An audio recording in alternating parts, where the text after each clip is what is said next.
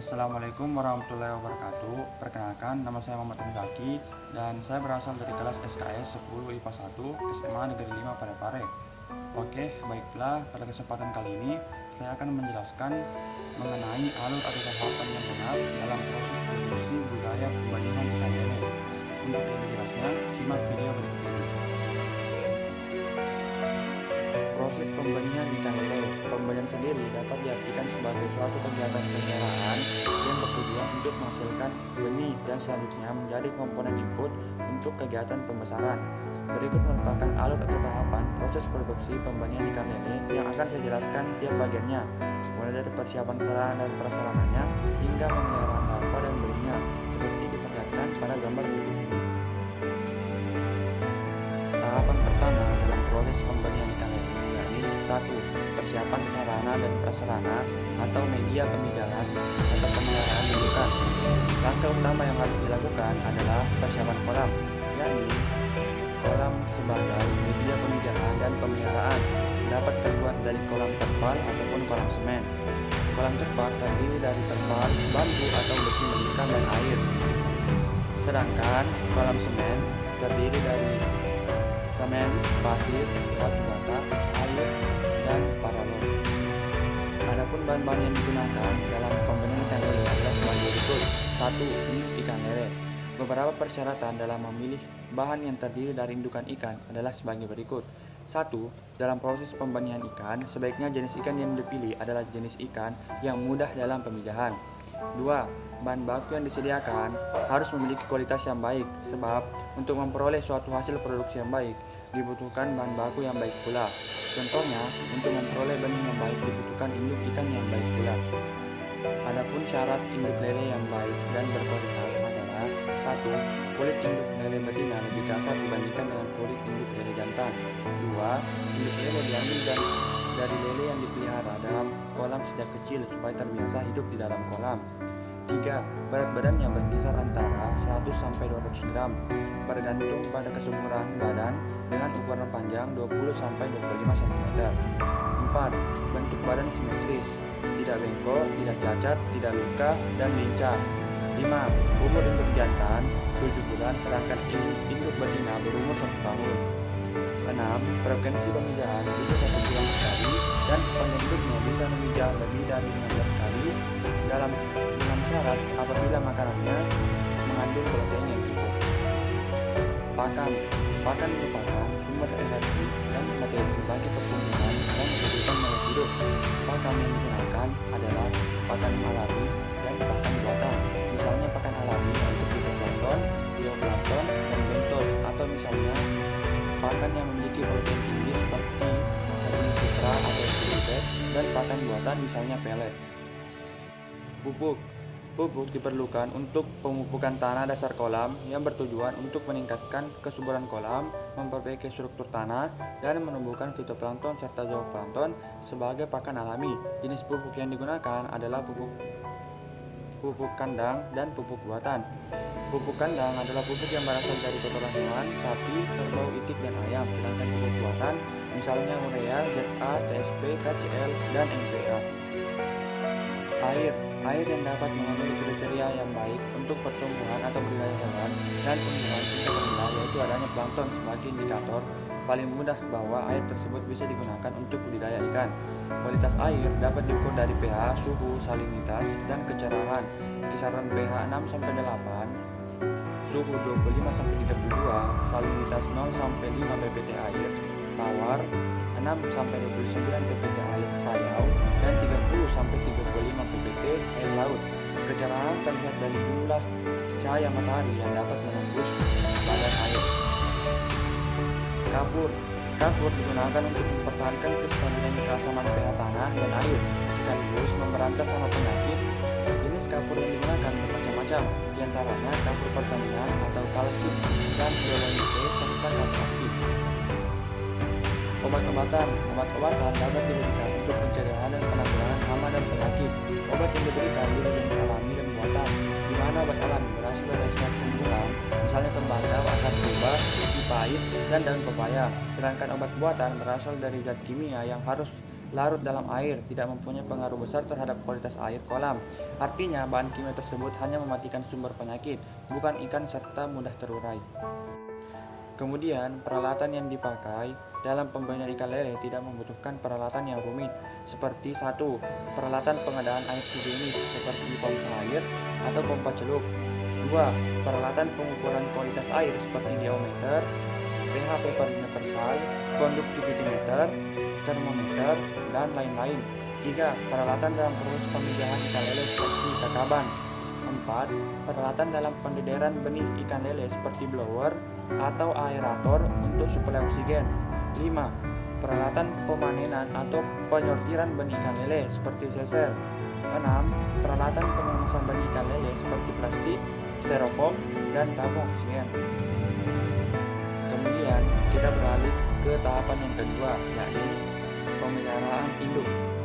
Pemeliharaan induk bertujuan untuk menumbuhkan dan mematangkan kolam atau sel telur dan sel sperma.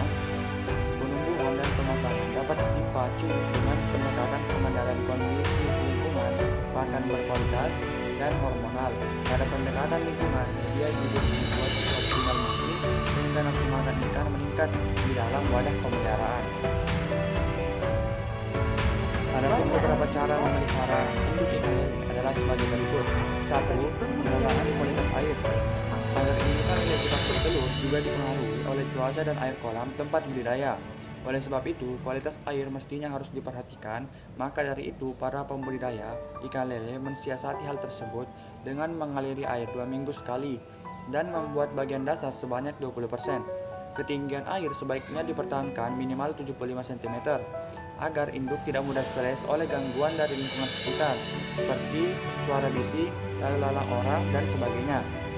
Selain itu, selalu pastikan juga kualitas air terjaga dan terhindar dari timbunan sisa pakan yang tidak habis di dasar kolam ikan. Sebab, timbunan pakan yang tidak habis tersebut bisa menimbulkan gas amonia atau hidrogen sulfida. Namun, apabila setelah pemberian pakan ternyata banyak sisa makanan tersebut, maka penggantian air harus lebih sering dilakukan. 2. Pemberian pakan. Untuk pakan ikan lele diberikan secara rutin setidaknya 2 kali sehari. Pemberian pakan juga perlu diperhatikan waktunya, yaitu pada pagi hari sekitar pukul 7 sampai 8 pagi dan pada sore hari sekitar pukul 6 sampai 7 sore hari. Pastikan selalu memberikan induk lele dan pakan berupa pelet dengan kandungan proteinnya mencapai 20 hingga 30%. Selain pemberian pelet, beberapa pembudidaya juga menyarankan untuk memberi pakan tambahan seperti daging kicot, keong emas, cacing tanah, hingga piging. Pemberian pakan ini untuk menambah nutrisi pada lele, namun jangan terlalu sering memberikannya. Cukup 2 hingga 3 kali sehari saja, karena pakan tambahan bisa menyebabkan penumpukan lemak yang terlalu banyak dalam tubuh ikan. 3. Pengelolaan kolam. Calon induk disarankan dipelihara di kolam tanah atau kolam dengan dasar tanah dengan ketinggian air sekitar 80-100 cm. Kepadatannya sekitar 20-30 ekor per meter kuadrat. Bahkan, sejumlah pembudidaya memelihara induk dengan kepadatan hingga 50 ekor per meter kuadrat. Namun, institusi perikanan menyarankan kepadatan induk tidak lebih dari 5 ekor per meter kuadrat. Alternatif tempat pemeliharaan induk bisa menggunakan kolam terpal, kolam beton, atau wadah lain seperti bak fiber. Pemilihan jenis kolam induk tergantung kondisi lokasi usahanya. 4. Pemilihan induk jantan dan betina. Antara induk jantan dan betina ada yang memelihara dalam satu kolam, tetapi ada pula yang memisahkan menjadi 2 kolam. Ada pula yang lebih memilih menyatukan pemeliharaan induk dalam satu kolam dengan kondisi air kolam. Pemeliharaan induk itu harus keruh supaya induk tidak melakukan pemijahan liar, karena meyakini bahwa induk-induk tersebut lebih cepat matang kolam sekitar 2-4 minggu dibandingkan dengan induk yang dipisah. Untuk mengetahui induk lele jantan dan induk lele betina, perlu kita ketahui terlebih dahulu ciri-ciri induk lele jantan. Yang pertama, kepalanya lebih kecil daripada kepala induk lele betina. 2. Warna kulit dada agak tua jika dibandingkan dengan kulit dada induk lele betina. 3. Urogenital papilla atau melanin agak menonjol, memanjang ke arah belakang, terdapat di belakang anus, dan warna kemerahan.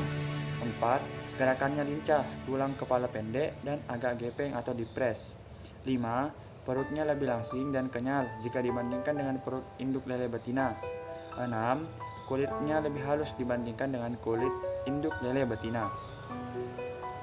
Yang kedua, yakni ciri-ciri induk lele betina.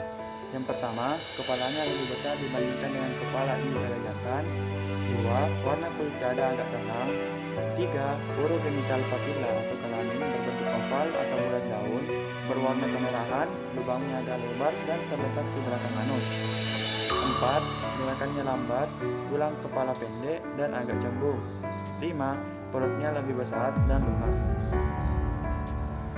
5. Pengendalian hama dan penyakit.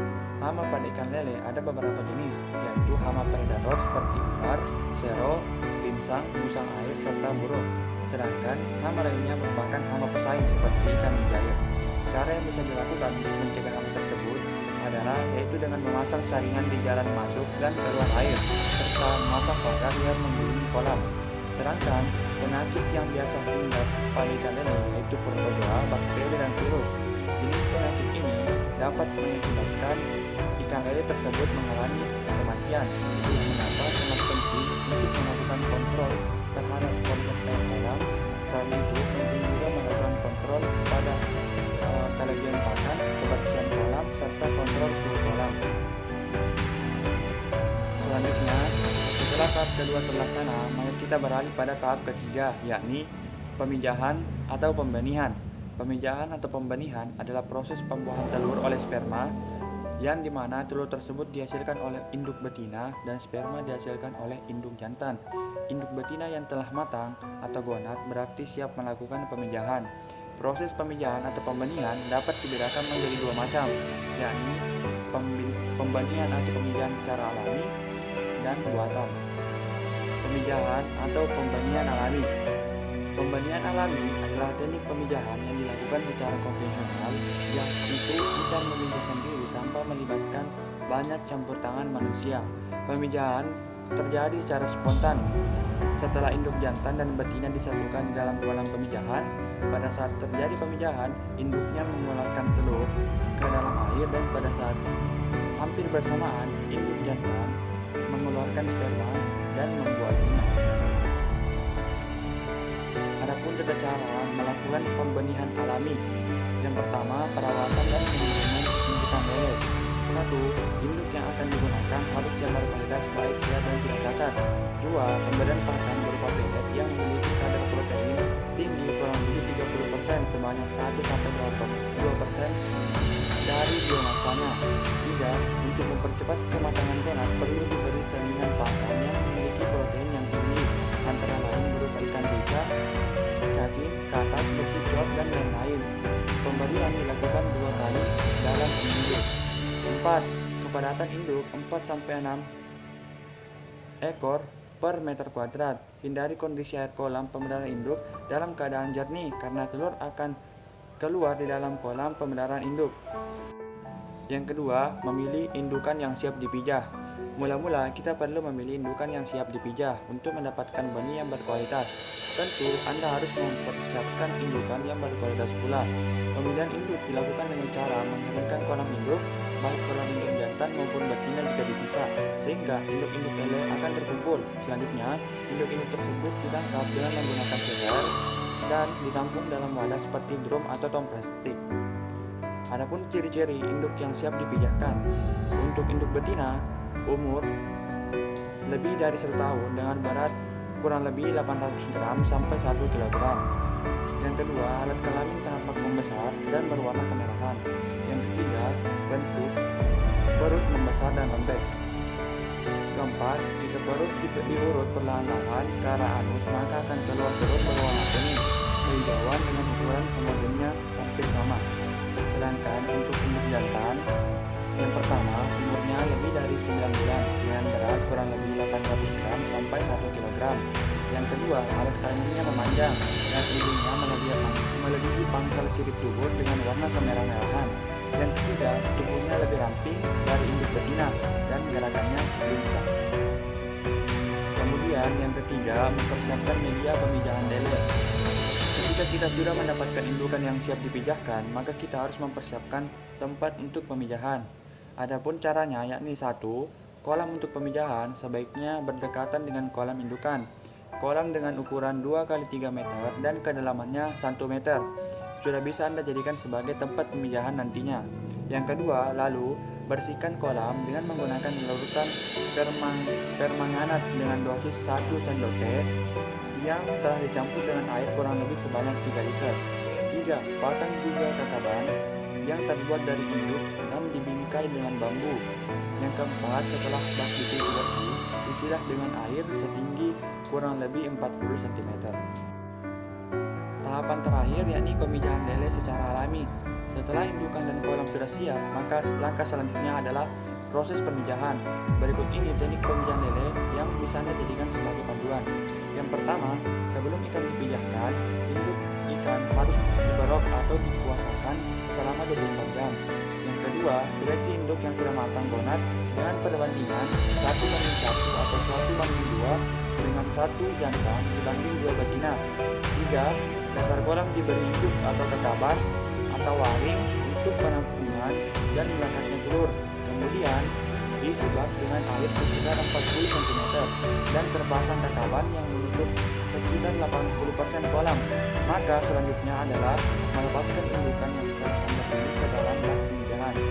Cara keempat adalah bagian pinggir atau pojok kolam diberi tutup untuk menghindari terjadinya induk meloncat keluar dari kolam. Cara kelima yakni keesokan harinya, cek kolam pemijahan tersebut karena pemijahan secara alami biasanya terjadi pada pukul 12 dini hari sampai pukul 5 subuh hari. Bila sudah bertelur, ambil induk dengan serok secara perlahan dan dimasukkan ke dalam penampungan induk.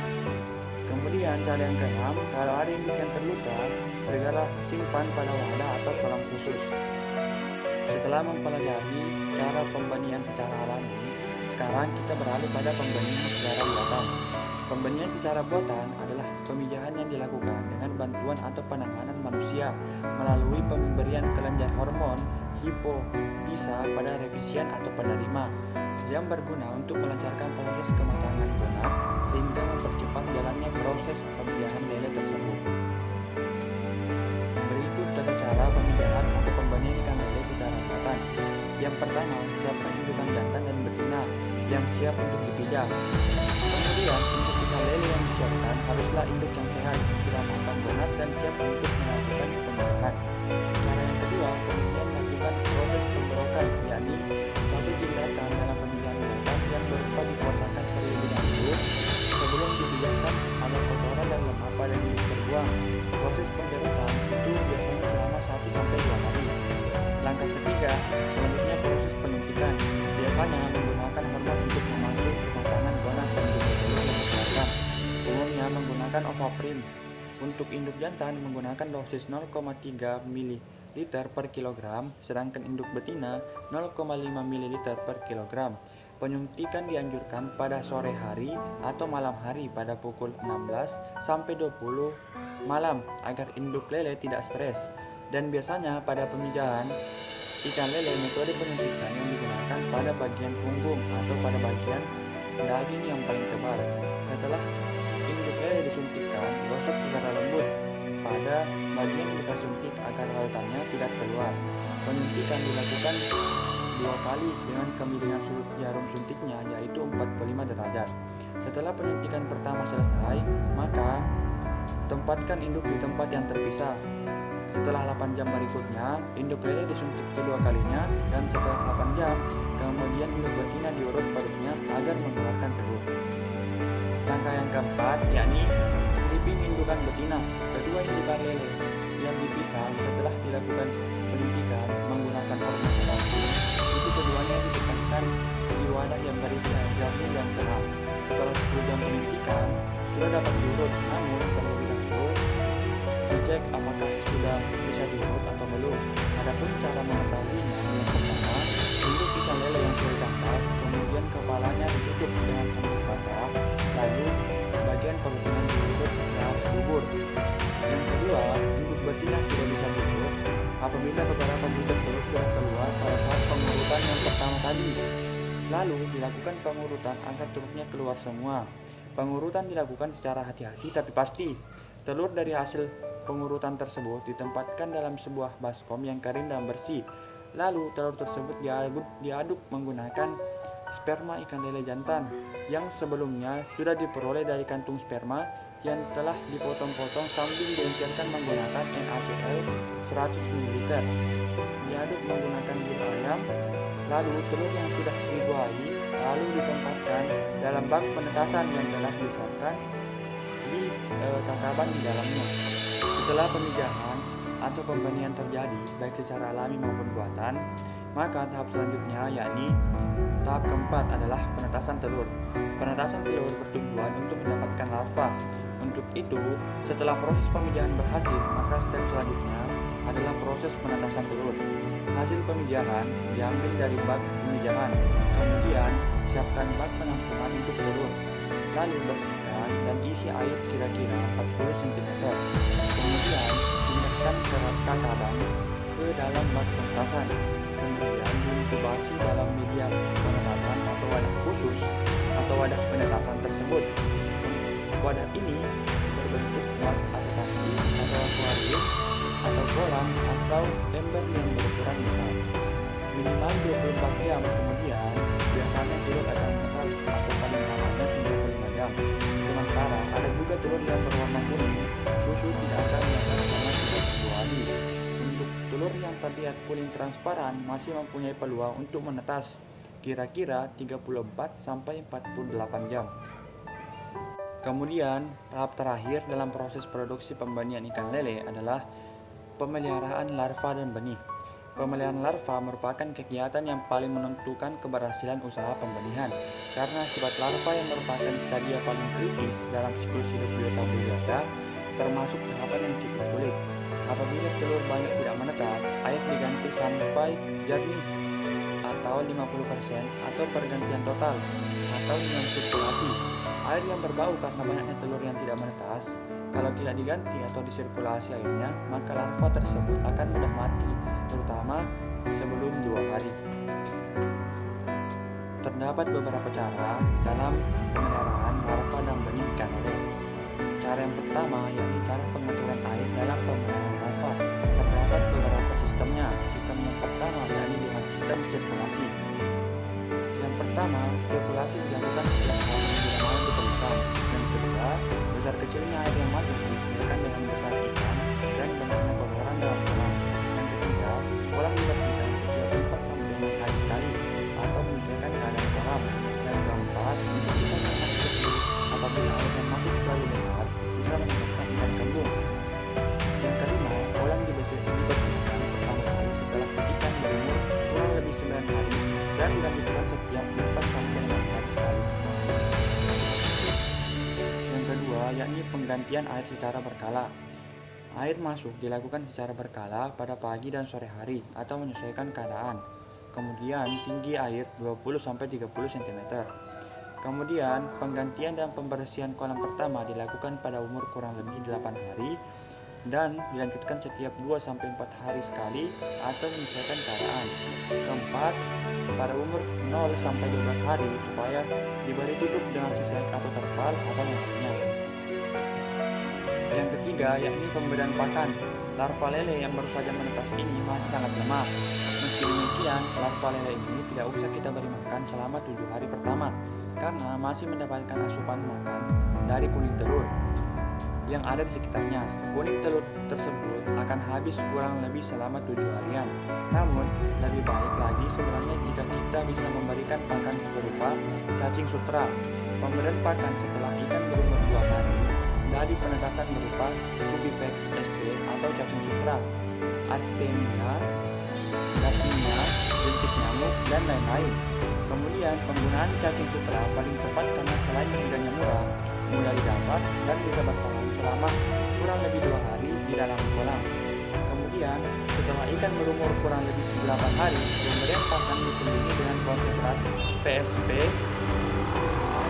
581-DO atau dengan F999 yang digunakan minyak air, kemudian dibuat gumpalan padat. Kemudian Pemberian pakan dilakukan 3-4 kali sehari.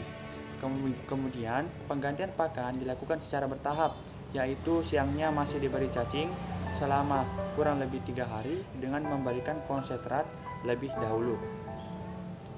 Kemudian yang keempat, yakni grading. Seleksi penyeragaman ukuran atau grading dilakukan dengan tujuan 1. Mengurangi kanibal, 2. Memberi kesempatan ikan yang kalah dalam bersaing mencari pakan, 3. Meningkatkan SR atau kelangsungan hidup, 4. Grading pertama dilakukan pada umur 14-16 hari. Setelah itu dilakukan dengan selang waktu 10 hari. Kemudian yang kelima, pada saat grading kondisi ikan harus dalam keadaan sehat. Tahap yang kelima yakni pencegahan penyakit bagi benih atau larva ikan lele. Tindakan pencegahan sebenarnya lebih diutamakan daripada pengobatan penyakit. Dengan demikian, resiko terjangkitnya penyakit dapat ditekan sekecil mungkin. Hal yang perlu diperhatikan dalam tindakan pencegahan terhadap timbulnya penyakit adalah 1. Pemberian pakan dalam jumlah yang tepat, 2. Menghindari penularan dari ikan yang terkena penyakit baik melalui alat, air penanganan, dan lain sebagainya. Kemudian yang ketiga, bagi kolam pemijahan yang baru terkena penyakit harus diistirahatkan dan dikeringkan menggunakan sinar matahari selama 7-14 hari. Demikian video dari saya mengenai alur atau tahapan yang terdapat dalam proses produksi wilayah permainan ikan lele. Jika dalam video saya terdapat kesalahan kata atau perbuatan yang kurang berkenan dari para penonton, mohon dimaafkan.